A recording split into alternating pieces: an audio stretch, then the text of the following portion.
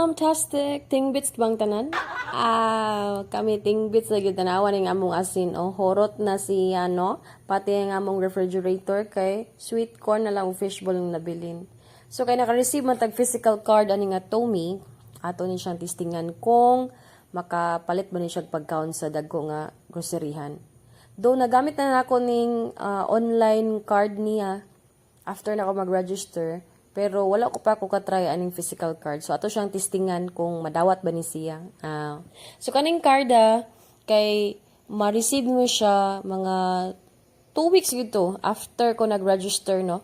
Libre siya gipadala. Kani day nga Tommy card kay mura ni siya og credit card ba. So after nimo mag-register using sa link na i-assess nila kung pila imong credit limit, and then if ma-approve ka mo to pwede na nimo siya ma-activate and then magamit.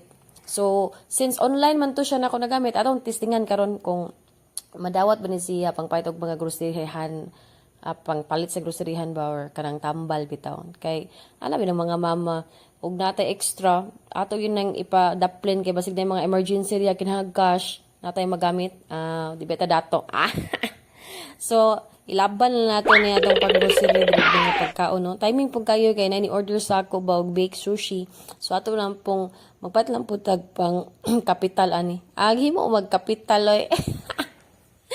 Okay. So hapit na gid ani dito sa kaning cashier ba. So kulba-kulbaan ako kay og ma-decline. Agoy kauwa ba ni ma-decline? Kunang si Paparigo nga kung pabayron kay para og ma-decline iyang card magamit di may bana na nga tong sweldo. Last nang gipayt ani kay ang sabon. So mo ni siya tanan nga tong gipangpalit, no. Tanawo na to biyog ma-approve ba ni. Charang! Agoy ni go through gid siya na approve gid siya, oh. So sulbad na nga tong isa kasi mana ni kapin nga pang grocery na apil pang sabon, no. Okay kay ni siya. Kay wala na siya interest basta within a month, pero kay mura man siya credit card, so dapat bayaran gyud nato ni siya, no. Kay api pa lang, mura to, bye.